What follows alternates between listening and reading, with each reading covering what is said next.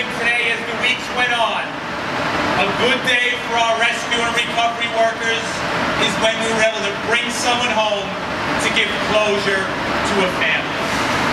Well, today's a very different day, and it's a very different day for a lot of reasons, and a lot of people, and many that sit here.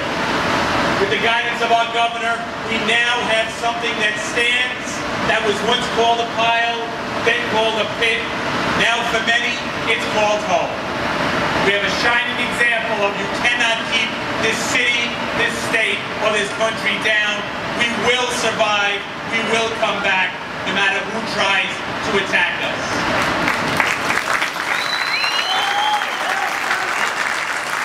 Well, today's a very different day, because today's a very good day.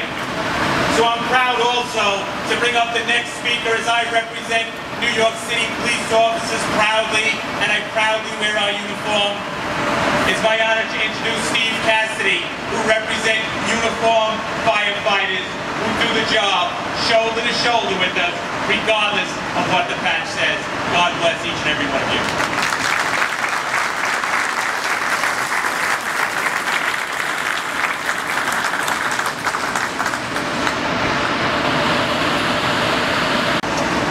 Where we stand today has changed dramatically over those 13 years, right? This country was attacked. People from around the planet looked and were mesmerized by the response of firefighters and police officers and other first responders who put their lives at risk to come down here and save people. And then, when it was clear there was no more people to be saved, to come down here and to start the rebuilding process. And we've done that. A lot of that has to do with the governor's great leadership, and we stand here today in a different place, in a different city. There's twice as many people living down here today than it was 13 years ago. And that's a step in the right direction. It says a lot about New York City. It says a lot about New Yorkers. But there's one thing that's not going to go away, and that's the reality that firefighters and police officers and others who risk their lives and their health are sick and dying. And it's up to us here today and elected officials around the country to remember that. And for Congress to be held accountable, to find the resources to take care of those police officers and firefighters who are sick and dying. Because they stepped up and we're going to step up.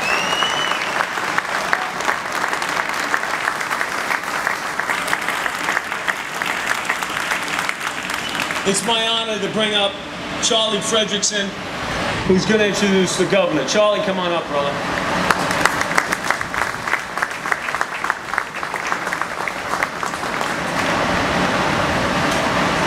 Good afternoon. My name is Charlie Frederickson. Thank you all for joining us here today. We are here today to remember the lives that were lost on 9/11, 13 years ago, and to make sure that their spirit and their legacy lives on forever. Earlier today, I had the opportunity and the honor to ride in a motorcycle ride with our governor and many friends of ours. Some who came from as far away as Albany and Long Island. And I felt it was a great way to commemorate the lives that we lost on 9/11. So, again, thank you for being here with us today.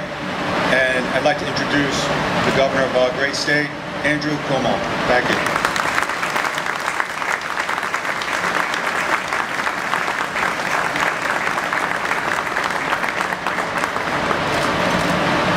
Thank you very much. Good afternoon to all of you.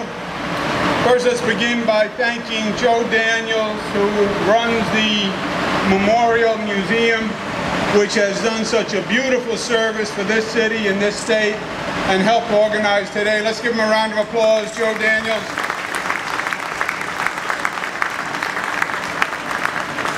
Monsignor Robert Romano, pleasure to be with you, Monsignor. Thank you. To two truly extraordinary leaders, Pat Lynch, who is the leader of the PBA of the NYPD. Let's give him a round of applause. Thanks him for his leadership. Steve Cassidy, who is president of the Uniformed Firefighters Association. Pleasure to be with you, Steve.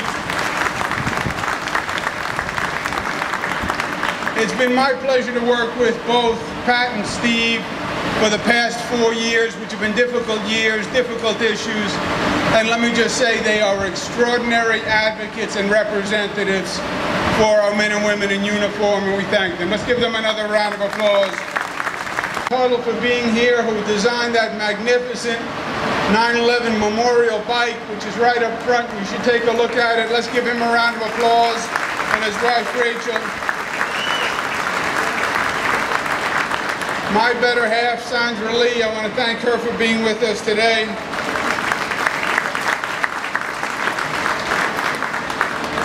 Let me say this. The ceremony this morning, we marked the 13th year, 13th anniversary. And in some ways, if you stood at the ceremony, it seemed the same. It starts with a prayer, reading of the names. But in many ways, this 13th anniversary is much, much different than before. As Pat Lynch mentioned, you look at the site, it's a different site. It's transformed. It went from what was to what can be. It is the statement, you can knock us down, but we're going to get up, and we're going to get up stronger and taller than ever before.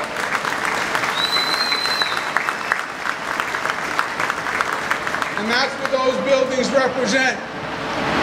As Steve said, 13th anniversary is also a time to remember that our work is not done.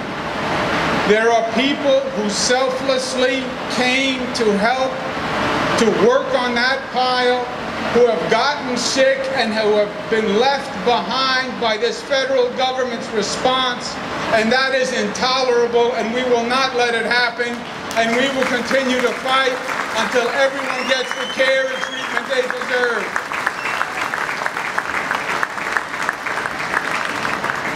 And as we gather on this 13th anniversary, in some ways, the threat we were introduced to 13 years ago is actually worse than it was.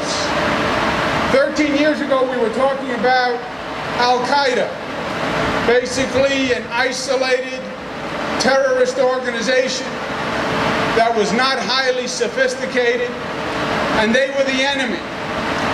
Well, over the 13 years, it hasn't gotten better, my friends, it's actually gotten worse. And the terrorism threat has metastasized. Now it's not just Al-Qaeda, it's Hamas, it's Hezbollah, it's ISIS, more and more people joining, homegrown threats that are joining, people with European passports that are joining, more sophistication, more resources. And that threat is still pointed towards us. I recently took a trip to Israel in the Middle East, where they battle this every day. And their point was very simple. We're fighting the fight today, but that fight will migrate to Europe, and from Europe, that fight will migrate to the United States of America. Because make no mistake, that is still a special target with a special allure for terrorists around the world. That is a site that says we believe in democracy and we believe in freedom, and we are New York and we are the beacon of freedom and democracy, and we are proud of it, and we will fight for it to the end. And that's why they want to attack it. For the very reason we celebrate it is the reason they want to attack it. And as this situation becomes more and more serious, as the president last night was talking about attacking ISIS and attacking it in the Middle East, we want the world to know that we are going to be ready and we are going to be prepared and we are on alert, because we know that we are a target for terrorists.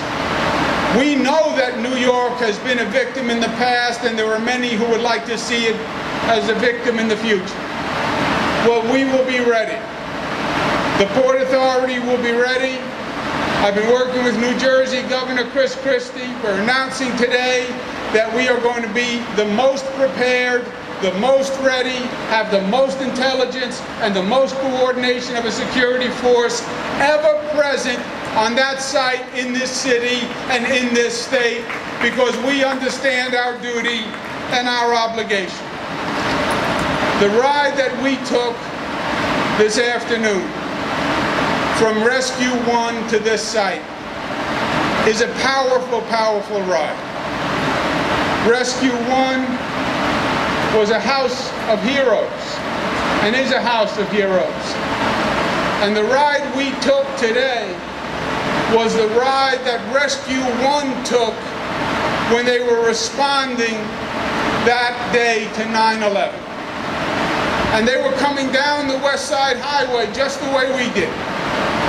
And they were watching people running away and running up the West Side Highway, as Pat Lynch was saying. They saw the people running from the danger, and they were headed towards the danger.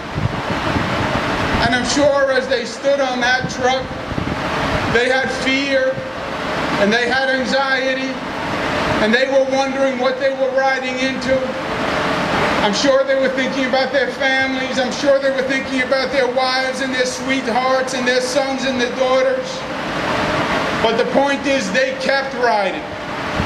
They never slowed down. They never stopped. These are men and women who lived by the simple credo that duty and honor is the best way to live your life.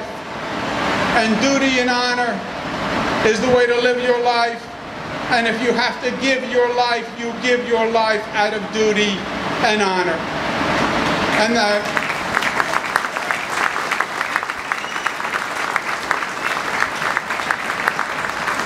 they believe that strength and courage will always defeat cowardice and weakness every time. That is the history of this heroism. Those of you who participated today did just that. We stand with them in solidarity, in admiration. We stand with their families. We say that we will never forget and they will never be alone. And this city and state will always stand for freedom and democracy. Thank you and God bless you.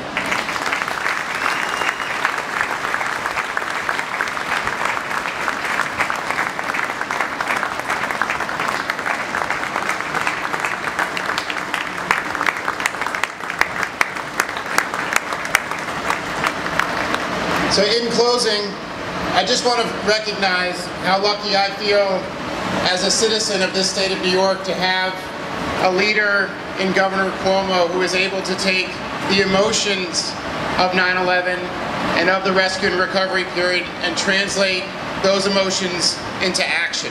Thank you, Governor. And thank all of you again for joining us today and for doing your part in leading this nation in remembrance. It is now my great pleasure to invite all of you to come see the National 9/11 Memorial Museum. Thank you.